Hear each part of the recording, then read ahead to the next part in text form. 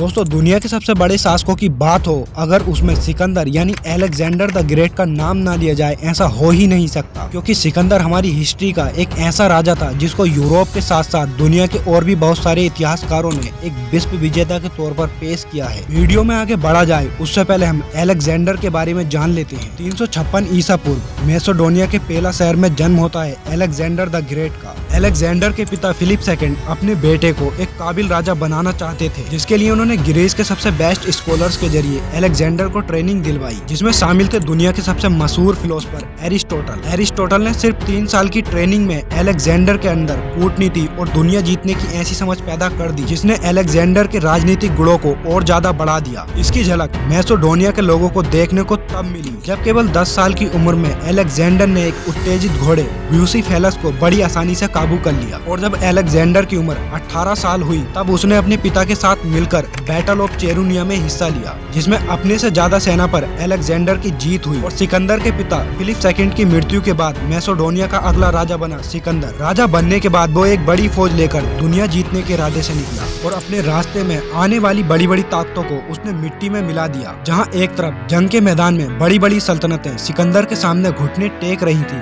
वहीं दूसरी तरफ छोटी छोटी सल्तनतें बिना लड़े ही उसकी तरफ हो गई। लेकिन अगर आप इतिहास के पन्नों को ध्यान से देखेंगे तो आपको पता चलेगा कि सिकंदर के दौर में कोई भी ऐसा राजा या सल्तनत नहीं थी जो इससे जीत गई हो या कम से कम इसकी टक्कर ली हो, सिवाय एक इंसान के, और वो इंसान कोई और नहीं, वो हमारे ही भारत देश का एक राजा था, जिस राजा को आज इतिहास में राजा पोरस के नाम से याद किया जाता है। राजा पोरस की गिनती उन लोगों में की जाती है जिनके साथ इतिहास ने तो नाइंसाफी की ही, साथ ही साथ उनके लोगों ने भी उनको भुला दिया और उनके देशवासियों ने ही उनको वो वैल्यू नहीं दी जो उनको मिलनी चाहिए थी। हैरानी की बात तो यह है कि आज इस दुनिया को राजा पोरस के बारे में जो मालूम है उसमें से ज्यादातर चीजें यूरोपियन इतिहास से ही मालूम की गई हैं। 327 ईसा पूर्व में राजा पोरस की सल्तनत झेलम नदी के पास उस इलाके में थी जो इलाका पाकिस्तान में मौजूद है। जिस दौर में सिकंदर पूरी दुनिया को जीतने के इरादे से निकला हुआ था, उसी दौर में ही पोरस नामी नई ताकत जन्म ले रही थी। धीरे धीरे राजा पोरस छोटे छोटे कबीलों और सल्तनतों को जीतने के बाद इतने ताकतवर हो गए कि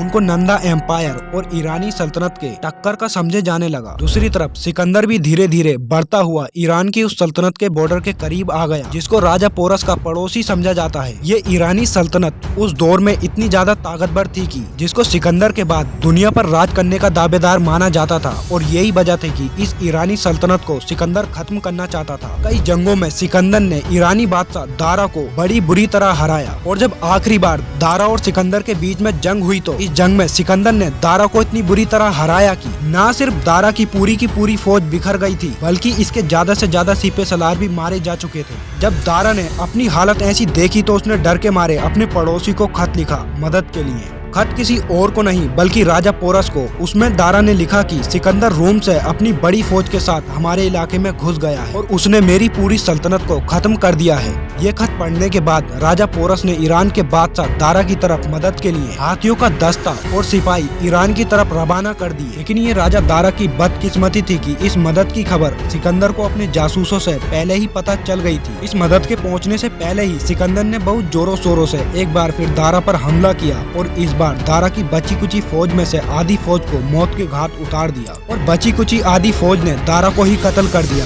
और इन्होंने सिकंदर को अपना बादशाह कबूल कर लिया। लेकिन दोस्तों राजा पोरस की तरफ से हाथियों की फौज ईरान वालों की मदद के लिए भेजी गई थी। इसी वजह से सिकंदर को इस बात का यकीन हो चुका था कि ईरान के पार भी एक ऐसी ताकत मौजूद है जो मेरे सामने खड़ी हो सकती है। अब सिकंदर इस इलाके को भी जीतना चाहता था। ईरान पर पूरी तरह से कंट्रोल हो जाने के बाद सिकंदर अफगानिस्तान के रास्ते से भारत की तरफ बढ़ने लगा और रास्ते में पड़ने वाले छोटे बड़े कबीलों को अपने साथ मिलाता चला गया। भारत में अंदर घुसते ही सबसे पहले तक्षशिला के राजा, जिसको अम्बी के नाम से जाना जाता था, उसने सिकंदर का स्वागत जोरों शोरों से किया। स्वागत ही नहीं बल्कि राजा अम्बी ने सिकंदर को अपने 5000 सैनिक और कुछ हाथी भी मदद के लिए दिए। राजा अम्बी एक डरपोक राजा था जो न सिर्फ जंगों से डरा करता था बल्कि साथ ही साथ राजा पोरस की बढ़ती हुई ताकत से भी जला करता था, और ये सब राजा पोरस को बर्बाद देखना चाहते थे। सिकंदर ने अपना एक कासिद यानी यानी पैगाम पहुंचाने वाले को राजा पोरस के यहाँ भेजा और राजा पोरस को ये ऑफर दिया कि अगर राजा पोरस मुझसे बिना जंग लड़े मुझे अपना राजा कबूल कर लें तो बिना लड़े मैं यहाँ से चला जाऊंगा और वो अपना राज्य खुशी खुशी चला सकते हैं। मगर महान राजा पोरस ने सिकंदर के इस ऑफर को ठुकरा दिया। राजा पोरस का ये फैसला सुनकर सिकंदर गुस्से से लाल हो गया और अपनी विशाल सेना लेकर वो पोरस पर हमले के लिए पहुंचा। लेकिन सिकंदर राजा पोरस तक पहुंचता उससे पहले ही उसका रास्ता रोक रही थी झेलम नदी। सिकंदर ने काफी कोशिशें की झेलम नदी को पार करने की, लेकिन वो नदी को पार नहीं कर सका। अब झेलम नदी के एक साइड राजा पोरस खड़े थे, दूसरी तरफ सिकंदर। ज्यादातर इतिहासकारों का ये मानना है कि फौज के मामले में इस जंग में राजा पोरस की कंडीशन सिकंदर से बेहतर थी। राजा पोरस के पास लगभग 300 ऐसे हाथी भी मौजूद थे जिनको अच्छी तरह से जंग के लिए ही ट्रेनिंग दी गई थी और उस दौर में हाथी को जंग का एक बहुत बड़ा हथियार माना जाता था, क्योंकि दुश्मन फौज के घोड़े हाथी को देखकर घबरा जाते थे और अपने ऊपर बैठे हुए सिपाही को नीचे गिरा दिया करते थे। आखिरकार बहुत मेहनत और छोटी बड़ी लड़ाइयों के बाद एक दिन रात में सिकंदर अपनी होशियारी के बलबूते पर झेलम नदी को पार करने में कामयाब हो गए। नदी को पार करते ही सिकंदर का मुकाबला राजा पोरस की एक छोटी सी फौज से हुआ था। इस फौज का कमांडर राजा पोरस का बेटा था। इस छोटी सी फौज को सिकंदर ने बड़ी आसानी से हरा दिया। उसको हराने के बाद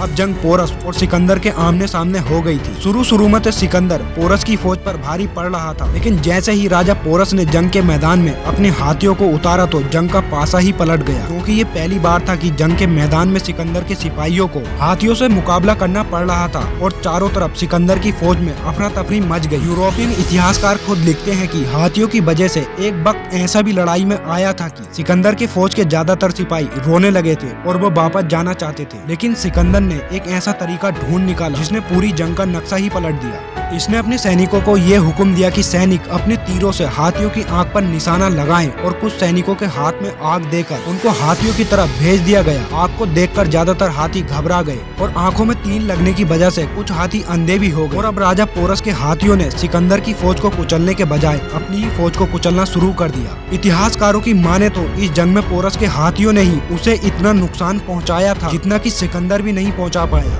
इसके अलावा पोरस की फौज में मौजूद रथ गाड़ियों ने भी पोरस की हार में एक अहम किरदार निभाया था, क्योंकि मैदान में बारिश हो जाने की वजह से कीचड़ हो गई थी और इन रथ गाड़ियों के पहिए कीचड़ में फंस जा रहे थे। फिलहाल ये खूंखार जंग 8 घंटों तक जारी रही थी और दोनों ही फौजों को बहुत ज्यादा जानी और माली नुकसान हुआ था। खुद राजा पोरस और सिकंदर दोनों ही बुरी तरह से जख्मी हो गए थे और सिकंदर की तरफ से जंग बंदी की अपील की गई, मगर राजा पोरस ने जंग बंदी की अपील को ठुकरा दिया। लेकिन आखिर में सिकंदर ने जंग बंदी के लिए राजा पोरस का ही एक ऐसा दोस्त भेजा। वो वैसे तो राजा पोरस का बहुत ही पक्का दोस्त था, लेकिन वो बहुत पहले ही सिकंदर के साथ मिल चुका था। अपने दोस्त के बहुत ज्यादा समझाने के बाद अब राजा पोरस भी जंग बंद करने के लिए तैयार हो गए। अगर बात की जाए इस जंग के रिजल्ट की तो यूरोपियन इतिहासकारों का ये मानना है कि ये जंग सिकंदर की जीत के साथ खत्म हुई थी और बाद में सिकंदर ने पोरस की बहादुरी और बातों से इम्प्रेस होकर न सिर्फ उसको माफ कर दिया था बल्कि राजा पोरस के बाकी इलाकों को भी वापिस कर दिया था। लेकिन दोस्तों, अगर हम इस बात को ऐतिहासिक तौर पर जांचने की कोशिश करें तो शायद इसमें इतनी ज्यादा सच्चाई नजर नहीं आती, क्योंकि भले ही सिकंदर हमारी दुनिया के इतिहास का एक ताकतवर और होशियार राजा जरूर था, लेकिन इस बात में भी कोई शक नहीं कि ये जितना ज्यादा ताकतवर था